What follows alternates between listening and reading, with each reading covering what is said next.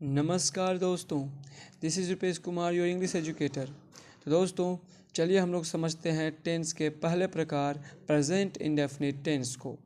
दोस्तों present indefinite tense इसका मतलब पहले समझते हैं। कहता है कि डेफिनिट का मतलब होता है निश्चित, और आई एन लगा दिया जाए तो इसको अपोजिट कर देता है अनिश्चित, इनडेफिनिट।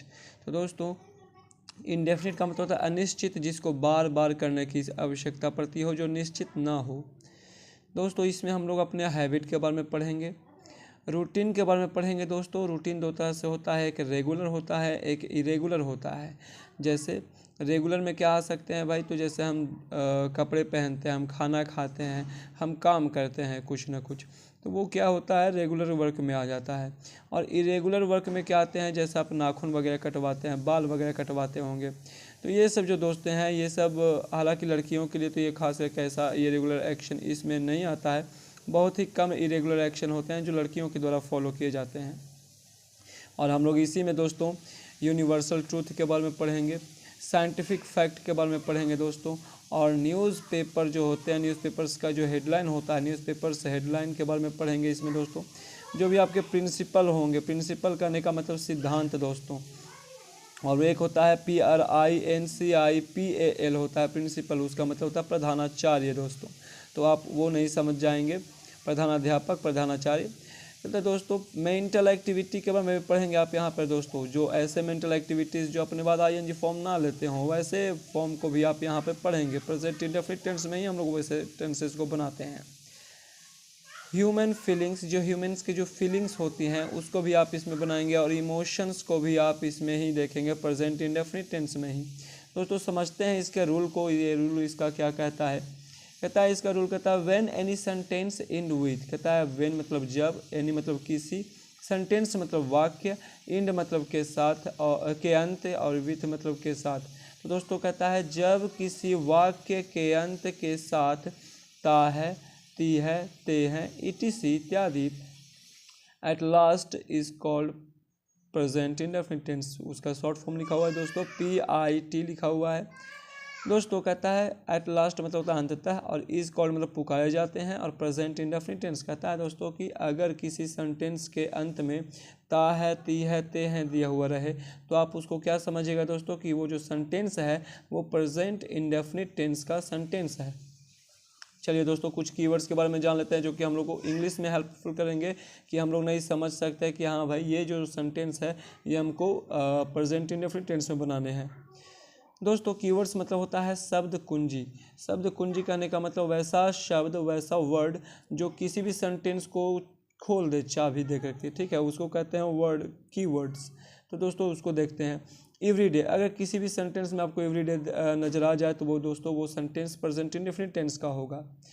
यहाँ भी है every morning, often, never, seldom, whenever, every Sunday, occasionally. ये सब जो वर्ड्स हैं दोस्तों ये सब सभी प्रेजेंट इंडेफिनिट टेंस को दिखाते हैं। एवरीडे मतलब प्रत्येक दिन, एवरी मॉर्निंग मतलब प्रत्येक सुबह, ऑफन मतलब अक्सर, नेवर मतलब कभी नहीं, सेल्डम मतलब कभी कभार, वेनेवर मतलब जब कभी भी, या जब कभी। क्या है दोस्तों एवरी संडे मतलब प्रत्येक संडे, प्रत्येक, जैसे एवरी ईयर कहता है तो एवरी ईयर भी आप उसमें इसमें इंक्लूड कर सकते हैं। ओकेजनली मतलब कभी कभार आता है, मतलब मौके पर आता है, मौके पर आता है। दोस्तों अब देखते हैं इसके कुछ स्ट्रक्चर्स को जो हमको फॉलो करके हमको कुछ सेंटेंसेस को बनाने होंगे। ऐसा दोस्तों से पहला अफर्मेटिव का जो स्ट्रक्चर है वो कहता है सब्जेक्ट मेन वर्ब का फर्स्ट फॉर्म, फिर मेन वर्ब का फिफ्थ फॉर्म प्लस ऑब्जेक्ट। दोस्तों सब्जेक्ट पर निर्भर करता है कि मेन वर्ब का फर्स्ट फॉर्म रहेगा या मेन वर्ब का फिफ्थ फॉर्म रहेगा। दोस्तों इसको समझने के लिए हम लोग यहाँ पर चलते हैं थोड़ा सा। यहाँ देखिए दोस्तों, यहाँ पे बताया जा रहा है आपको जो प्रेजेंट जो मेन वर्ब का फर्स्ट फॉर्म होता है वो प्लूरल होता है दोस्तों। कैसा होता है, प्लूरल होता है। और इसके साथ में हम जो सब्जेक्ट का यूज़ करेंगे दोस्तों वो है आई, वी, यू, दे, एंड कोई भी प्लूरल सब्जेक्ट रह जाए दोस्तों हम उसके साथ में मेन वर्ब का फर्स्ट फॉर्म का ही प्रयोग करेंगे दोस्तों। कह रहा है क्या, मेन वर्ब का फिफ्थ फॉर्म जो होता है वो सिंगुलर को बताता है, वो सिंगुलर होता है दोस्तों। और ये सिंगुलर सब्जेक्ट लेते हैं जैसे ही, सी, इट, एंड सिंगुलर सब्जेक्ट्स। दोस्तों इसी तरह के हम लोग यहाँ पर देखते हैं अब सेंटेंसेस को कि सेंटेंस कैसे हम इस पर बना सकते हैं। क्या सब्जेक्ट मेन वर्ब का फर्स्ट फॉर्म मेन वर्ब का फिफ्थ फॉर्म प्लस ऑब्जेक्ट। दोस्तों कहता है मैं गाता हूँ, तो यहाँ पर पहले देखते हैं दोस्तों कि मैं किसके साथ में लगा हुआ था, तो ये आई मतलब मैं होता है दोस्तों, और आई जो है वो मेन वर्ब के फर्स्ट फॉर्म को दिखाता है, यानी आई प्लूरल होता है ग्रामेटिकल मेथड से। और सेंसिबल तरीके से समझे तो आई जो होता है वो सिंगुलर होता है, लेकिन ग्रामर कहता है कि नहीं आई भैया प्लूरल है दोस्तों। इसलिए यहाँ पर आई के साथ में मेन वर्ब का फर्स्ट फॉर्म लगाते हैं। और मेन वर्ब का फर्स्ट फॉर्म पिछले क्लास में बता चुके थे आप लोगों को दोस्तों कि भाई मेन वर्ब का जो फर्स्ट फॉर्म होता है वो हमेशा प्लूरल को दिखाता है। और मेन वर्ब का फर्स्ट फॉर्म यहाँ पर प्लूरल सब्जेक्ट के साथ प्लूरल वर्ब आ गया दोस्तों। मैं गाता हूँ आई सिंग, वह गाता है ही सिंग्स, क्योंकि यहाँ पर ही जो है वो सिंगुलर है दोस्तों, तो उसके साथ में सिंग्स लगेगा मेन वर्ब का फिफ्थ फॉर्म जो कि सिंगुलर होता है। अब दोस्तों थोड़ा सा और इसको समझते हैं। कह रहा है subject do oblique does plus not plus main verb का फर्स्ट फॉर्म प्लस ऑब्जेक्ट, यह निगेटिव का स्ट्रक्चर होता है दोस्तों।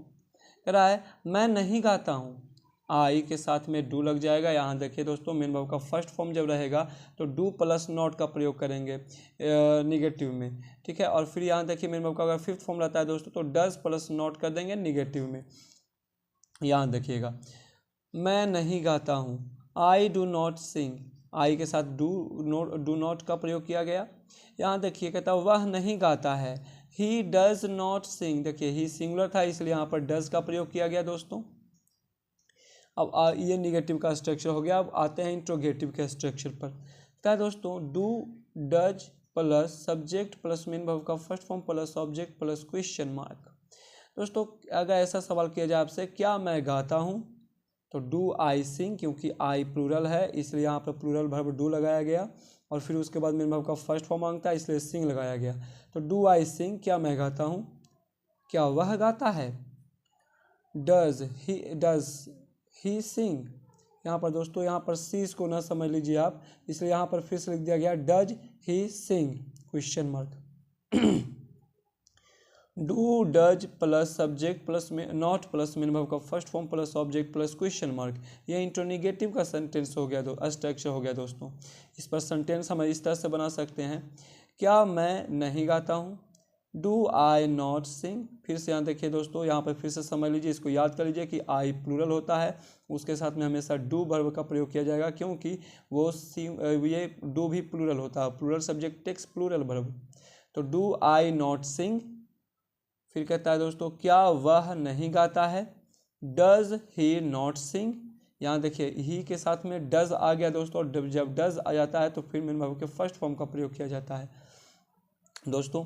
और जो इससे रिलेटेड जितने भी सेंटेंसेस होते हैं वो हम आपको अगले क्लास में और सेंटेंसेस देने का प्रयत्न करेंगे, जिसमें आपको क्या होगा कि भाई हैबिट उसमें दिखाया जा सकता है, रूटीन भी दिखाया जा सकता है, यूनिवर्सल ट्रूथ भी वाले कुछ सेंटेंसेस भी रहेंगे, साइंटिफिक फैक्ट वाले भी सेंटेंसेस रहेंगे, न्यूज़पेपर्स के हेडलाइन वाले भी रहेंगे, कुछ प्रिंसिपल होंगे, मेंटल एक्टिविटीज़ होंगी, ह्यूमन फीलिंग्स होंगे और इमोशंस भी होंगे।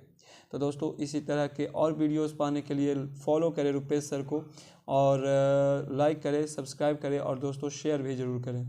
Thank you so much.